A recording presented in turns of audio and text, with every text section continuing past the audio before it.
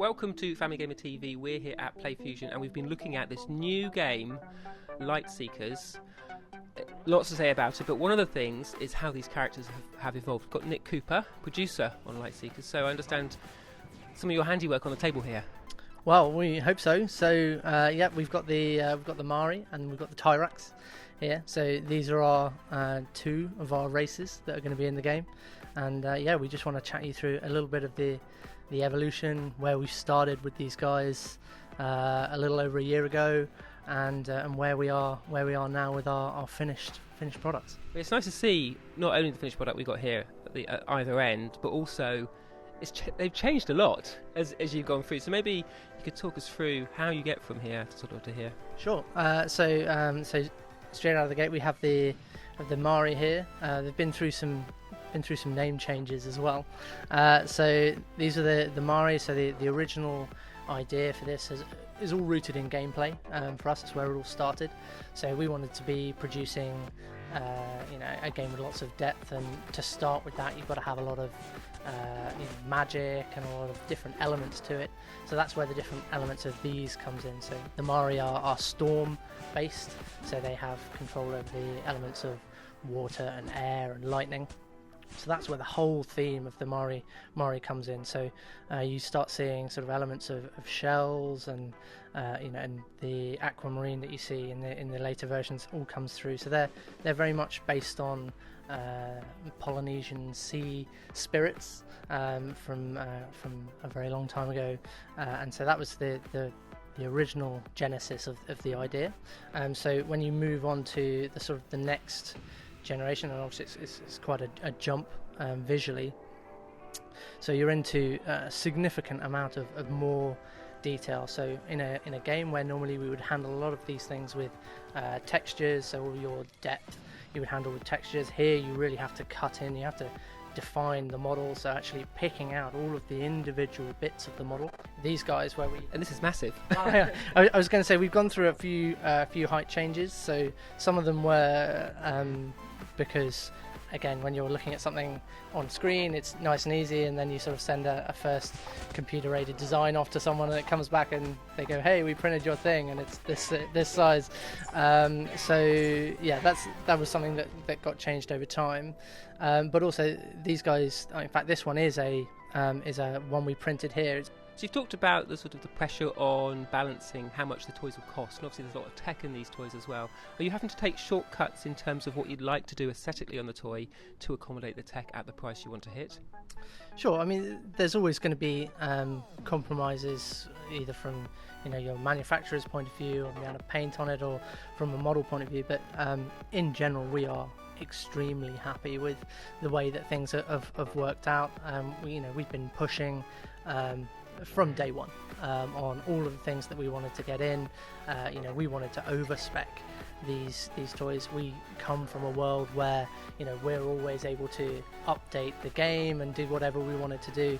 So obviously when you're dealing with hard plastic and electronics, you don't get to do that. So what we wanted to do is we wanted to build in extensibility from day one. So we have some features in here that we might not necessarily be using from day one, but we will be generating gameplay around them in the future. This is a game as a service, so we're absolutely wanting to be updating this weekly, and some of the updates will be small, some of them will be significant, both in terms of the game itself and also how they use our digital action figures and the variety of accessories as well. Yeah, you mentioned the accessories there, and we've got a range again of seeing how they've developed. Now obviously this is a big part of the game because the characters don't come on their own. They can hold things, and then instantly the game knows they're holding them. So maybe you could just talk us through how these have developed. Again, there's a wide variety of sort of tech we can see, and also size as well. Sure. So you've essentially got three generations almost of the same weapon here. So this is a very, very early prototype of the cogwheel cleaver, which is one of the Tyrax's weapons. So this is quite chunky, both in terms of width and then also just sort of general size. It's also lacking in detail. That was the lack of detail is more because it was a prototype. We were prototyping the electronics at this point rather than the look of the weapon.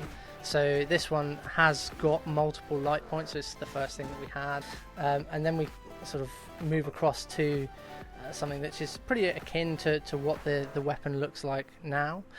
When we started off, as I said, with early ones, we had some issues with scale in terms of we didn't know exactly how big the final tech was going to be. So largely, what governs the size of this guy is the size of the circuit board inside it. But this comes at a cost in terms of the size and wieldability, if that's a word, of the thing. So this is heavy. This is if you've got something which we wanted to do with the toys, which is get them to a scale where it was nice to hold them and manipulate them, and you put one of these in the hands of sort of a 7-inch figure, and they're going to be toppling forward. They're very heavy. But when we get into the final versions here, so we're dealing with something that's that's a lot lighter. It's a quarter of the weight of this. It's a lot lighter. It's a lot better looking. Sort of got final looking paint on here, and also the crucial thing from our point of view is that it has RGB LEDs in it, so we can then use that from a gameplay point of view, which is the bit that I get truly excited about. From extending into the future, we can have this be any color we want it to be. We can be flashing them, pulsing them, all these things which we couldn't do in the early versions. So this is the real deal. This is the one that has the magic, as well as already holding all of the save of the weapon state, so you can be turning them on and get the state when you're not connected to the game, as well as being able to unplug it, give it to a friend, and then have him either trading it to him or just leveling up a weapon for you. All these things which are brand new and very, very cool. Yes, well, it's great to see how these things come together. And something that springs to mind is that it feels like these have to function as toys for you, as well as just it's not just a way of like interoperability with a video game. They need to sort of be playable on their own. Absolutely. One of the main things from our point of view right at the start was that if we're going to be going into the digital action figure business, then these are toys as well as they are props and things to use in a video game sense. So it was very important to us that they obviously they stand and they can be put in heroic poses with their weapons for the people that want to have them stand on a shelf and not use them to interact with the game.